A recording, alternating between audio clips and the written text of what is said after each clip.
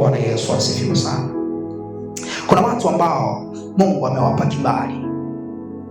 Mungu amewapa kibali.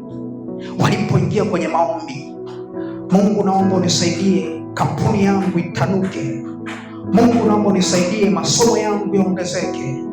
Mungu naomba unisaidie shamba langu lizae vizuri, mifugo yangu izae vizuri, kile ninachokifanya kikabarikiwe na kufanikiwa. Mungu alijibu maombi yao, na wakati mwingine aliwakutanisha na watu ambao ni sahihi kwao kwa ajili ya kuifikia hatima yao, na wale watu wakawapa kibali hawa watu. Lakini kwa sababu waliomba na wasimjue Mungu kwamba ndiye aliyetoa kibali, wao wakahesabu kile kibali kinatoka kwa wale watu, na kwa sababu walikihesabu hivyo, na kwa sababu ni mpango wa adui, wakihesabu hivyo, walijikuta wanatoka kwenye mstari wa kumheshimu Mungu aliyetoa kile kibali na kuyafuata mapenzi ya mwili.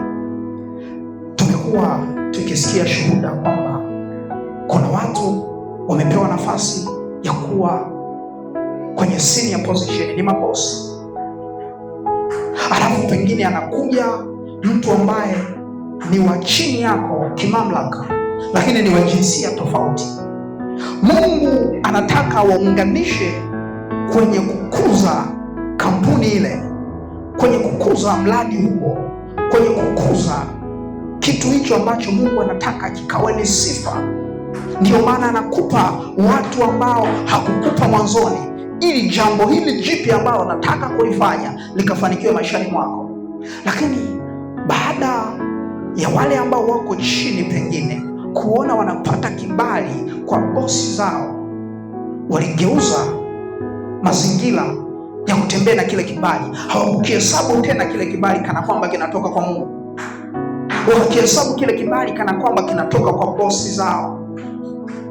Na dunia ikaja na pressure, ikawaambia ako anakupa kibali namna hii, itakuwaje kama ukijiongeza? Itakuwaje kama ukijilegeza kwa bosi wako? Hauoni kama kuna namna ambavyo hata yale ambayo alikuwa hakupi ataanza kukupa? Dunia inakuja na pressure, ndipo ambapo mtu anasahau kwamba kibali hiki kimetoka kwa Mungu. Huwa na uhakika mazingira haya ambayo tunayahubiri ndiyo yaliyomkuta Yusufu. Kwa hiyo kule kukaa gerezani na akiwa na kibali furu kutoka kwa mkuu wa gereza hayakuwa mazingira mepesi kama ambavyo yanakuwa sio mazingira mepesi kwako. Angalia, mwisho wa siku huyu mtu ambaye amepata kibali kwa bosi wake anaishia kuanguka na bosi wake, lakini Mungu alikuwa ametengeneza ule muunganiko kwa ajili ya kuamplify ile project, kwa ajili ya kuamplify ile ofisi, kwa ajili ya kuamplify ule mradi, pengine ni masomo, alitaka ufike mahala. Lakini tangu siku ulipotafsiri kile kibali kuwa kinatoka kwa mtu huyu na kitoki kwa Mungu, tamaa za mwili ziliingia hapo katikati, zikaharibu mpango wa Mungu kulitengeneza jambo jipya ambalo amekusudia wewe kulifikia.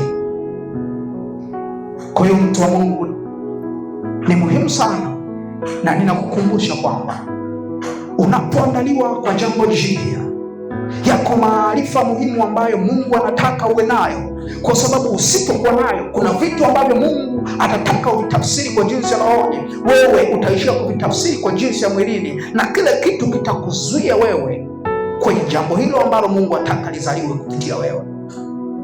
Sio mazingira mepesi, unahitaji kumjua Mungu. Umewahi kufikiria Mungu anakusemesha kuja kuwa kiongozi mkubwa kupitia chama ambacho hakijawahi kuwa na historia ya kushika nafasi kubwa?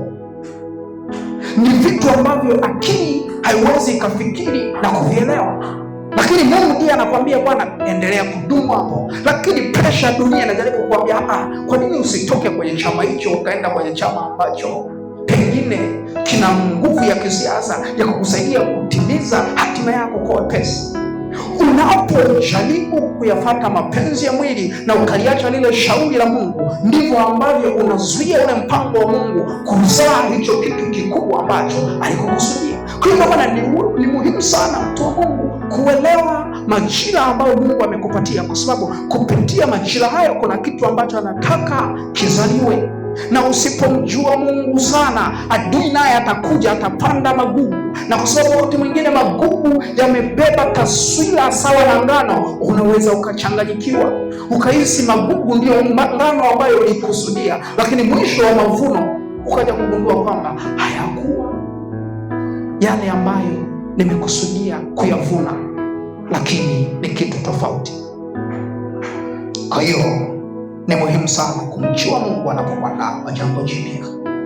Kumjua Mungu anapokuandaa kwa jambo jipya. Usipotaka kutenga muda wa kumjua Mungu kupitia maombi, kupitia kusoma neno lake, kupitia muda wa kutafakari, adui ataingia hapo katikati na atabadilisha fikra zako na mawazo yako yasimwelekee Mungu, na utatoka kwenye ule mstari wa kumjua Mungu katika kukufikisha kwenye hatima yako, na utaanza kuyafuata mapenzi ya mwili. Utakapoanza kuyafuata mapenzi ya mwili, tayari adui atakuwa na furaha, kwa sababu anajua hakika hautafikia kule ambako Mungu alitaka ufike.